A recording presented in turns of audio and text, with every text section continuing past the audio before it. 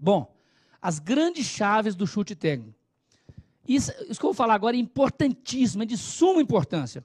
As bancas de concurso, Fundação Carlos Chagas, ESAF, CESP, etc., elas sempre trabalham com um negócio chamado barema.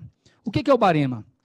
Todos os concursos, sem exceção, trabalham com 30% de questões fáceis, 50% de questões de nível médio e 20% de questões de nível difícil.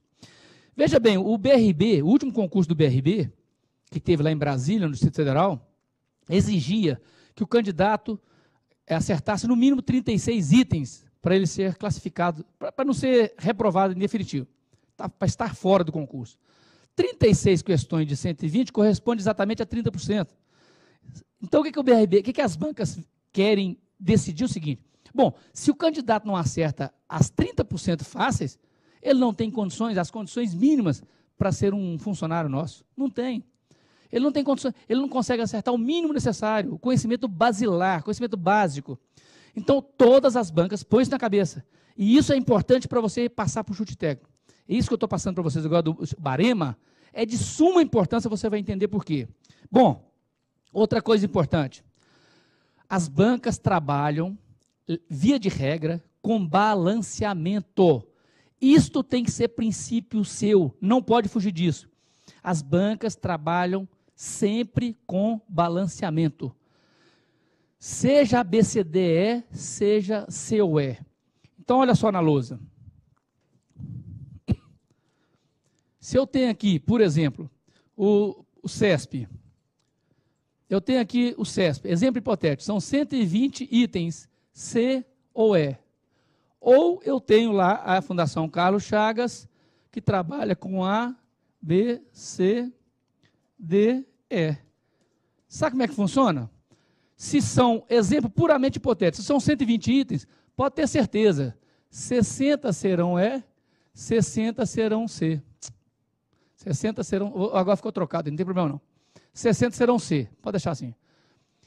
Só para você ter ideia, isso aqui também é importantíssimo. Se for a Carlos Chagas, se nós tivermos, por exemplo, hipotético, 30 questões ABCDE de conhecimentos bancários, 30 por 5 são 6. O gabarito oficial deles será fatalmente 6666. Isto, gente, pode variar um ou outro, a variação é irrelevante. O último concurso da Caixa, em 2008, o resultado saiu assim, ó, 4, 4, 4, 4, 1. Foram 4 letra A, 4 letra B, 4C, 4D e 1E. Aí um aluno até mandou no meu grupo, não foi balanceado. Falei, foi balanceado sim. Ele mudou um pouquinho, um detalhezinho, mas foi balanceado, não deixou de ser balanceado. Então, se você tem que partir de duas situações. Primeiro, você tem que partir que existe um barema. 30% dos itens são sempre fáceis, 50% são médios e 20% são difíceis. E as bancas trabalham com balanceamento por matéria. Fatalmente a prova toda vai ser balanceada. Mas o que me interessa saber isso? Tudo! Essa informação que eu descobri ao longo de 30 anos é a base do chute técnico. Vou voltar aqui para a minha lâmina. Então, partindo desse princípio, nós vamos agora para o chute técnico. Se são 120, são 60, 60C, eu já disse. Se for estilo ABCD, 12, 12, 12, 12, se for em 120, tá. Então, vamos agora aproveitar esse conhecimento, e a palestrinha está mais da metade já. Vamos lá à prova da Caixa. A prova da Caixa, puramente hipotético, são lá 120 itens, sejam elas ABCDE, sejam elas COE, CESP. Nós teremos 36 questões fáceis, 60 questões do nível médio e 24 questões de nível difícil. E isso é por matéria. Se tratar de 30 questões de conhecimentos bancários, fatalmente eu terei o quê? 30% de 3, 9 questões facílimas, terei 15 questões de nível médio e o restante, 20%, 4 questões de nível difícil. As questões de nível difícil são aquelas que vão determinar quem serão os primeiros classificados. As questões de nível fácil, todos têm que acertar. Quem não acertar já está fora do páreo. E as questões de nível médio, que vão definir aquelas pessoas que têm conhecimento e têm aplicabilidade. Bom, vamos começar por chute técnico. Logo, você que estudou, qual que é a tendência? Se você estudou, É óbvio que você acertará as 30% das questões fáceis, que corresponde a 36 questões. Acertará fatalmente em torno de 80% das questões de nível médio. Portanto, você acertou 48 de nível médio, eram 60, você acertou 48. E as de nível fácil, claro que você acertou, você teria acertado então 36 mais 48.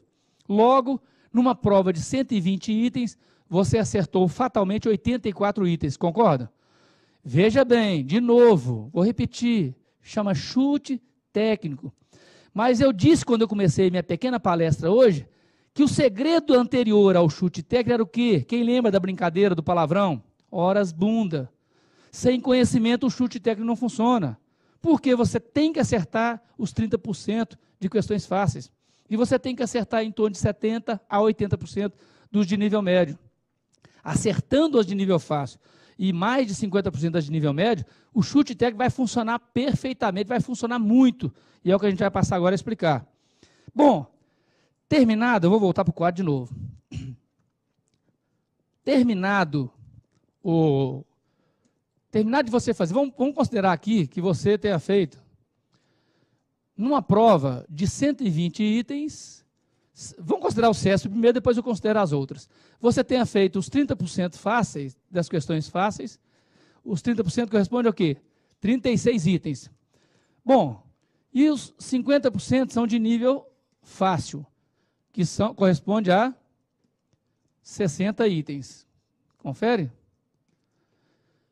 Então, eu tenho 36 questões de nível fácil, 60 questões de nível médio.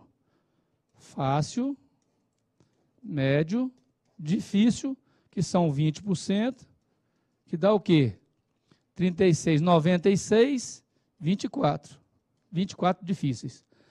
Bom, então, raciocina comigo. Você conseguirá fazer as 36 de nível fácil, fatalmente.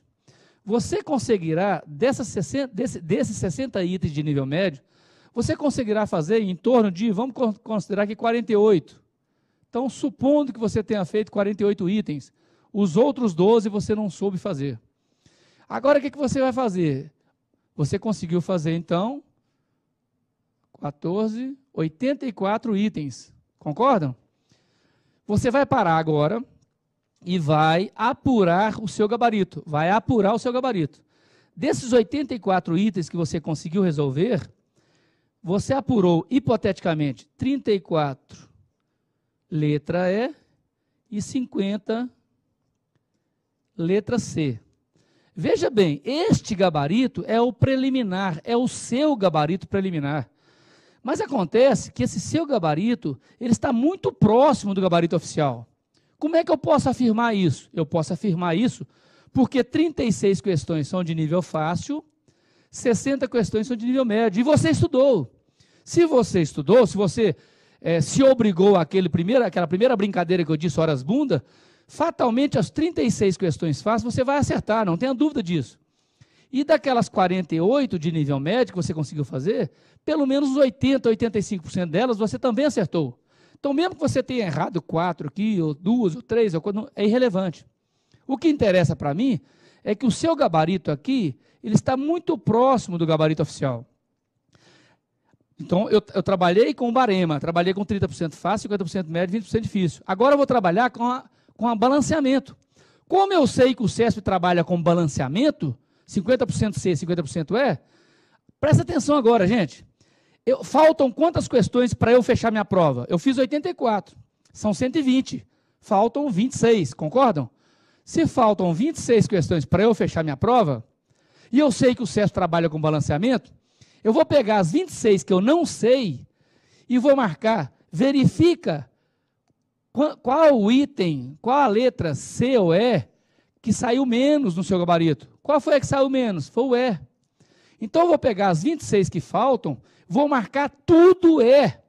Olha para mim aqui, tudo. Quando eu digo isso, as pessoas falam assim, você está maluco, professor? Não estou maluco. Isso é estatística, é cartesiano, é matemático. Gente, o dia que eu descobri isso, o dia que fazendo um concurso, eu fiz um concurso para advogado da SEB, Companhia Energética de Brasília, eu já era servidor do Tribunal de Justiça e não queria mais, eu fui fazer com meus alunos. Passei em 15º lugar, utilizando essa técnica. Aí eu falei, gente, É verdade o que eu estou pensando. Caramba, funciona. Meu irmão passou para delegado federal agora. Funciona. A minha filha passou em concurso, fez o do TJ. Agora eu vou provar, matematicamente, cartesianamente, estatisticamente, por que isso funciona. Vamos raciocinar? O CESP trabalha com 50% C, 50% E.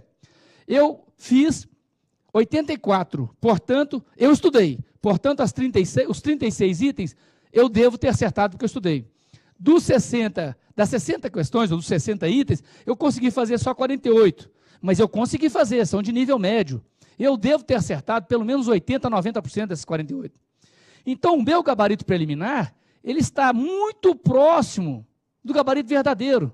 Por isso, como o CESP trabalha com 50% C e 50% E, eu vou marcar as outras 26, tudo é, tudo.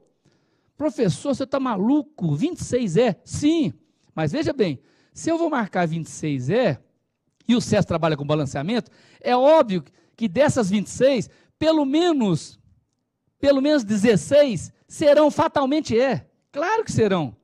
Mas por que você sabe disso? Gente, porque o meu gabarito deu 50C e 34E. E o meu gabarito está próximo do gabarito oficial. Se o meu gabarito está próximo do gabarito oficial e o CESP trabalha com balanceamento, então é claro que das 26, 16 serão E. Porque 16 com 34 dá 50. Tá bom, professor, mas faltaram 10. E as outras 10? As outras 10 é questão que você estudou lá no antigo primeiro grau, hoje ensino fundamental. Lembra da moedinha? Quando você joga 100 vezes para cima, dá 50% cara, 50% coroa, 49, 51. Pode tentar, chega em casa hoje, joga uma moedinha para cima 6.000 vezes.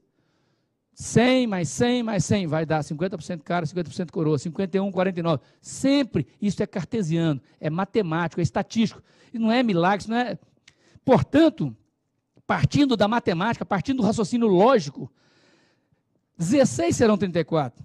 E as outras 10? As outras 10, gente, o que pode acontecer com as outras 10? Veja que as 16 já completaram os 50 aqui. Portanto, em tese, eu ganhei 16 pontos. Se as outras 10 der 5 e 5, como o CESP trabalha com errado, anula uma certa, elas vão se anular. Eu já ganhei 16, saí lucrando. Bom, e se der 5 e 3? Veja bem, 5C e 3E. Eu perdi 2 pontos, não perdi? Perdi, ó. 2 aqui vão anular. Então eu perdi 2 pontos. Mas eu já ganhei 16. Pode acontecer o inverso também. 5E e 3C, eu saí lucrando 2 pontos. Então eu ganhei 16, passei a ganhar 18. Mas aí vem aquela pergunta clássica. Mas professor, e se coincidir, que é muito difícil, mas suponhamos que eu tenha conseguido fazer só 80 questões das 120, e quando eu apurei o meu gabarito preliminar, eu encontrei 40C e 40E. E aí, professor, como é que eu faço agora? Agora eu não tenho uma que saiu com menos item para eu marcar tudo uma letra só. Aí fica fácil. Você opta por uma. Você quer o C ou quer o E? Agora, pela primeira vez na vida, pela única vez na vida, você pode escolher a mamãezinha. Mamãe mandou eu marcar essa daqui. Opa, marcou o C. Vai nas outras 40 que faltam, veja que eu disse 80. Marca tudo uma letra só. Gente, uma letra só. Não é você ir e ficar, essa põe C, essa põe E. Não. Eu optei por C, eu vou marcar 40C. O que pode acontecer com você? Matematicamente, cartesianamente, estatisticamente.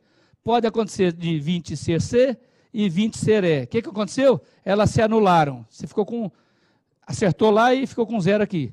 Pode acontecer de dar 21C e 19E.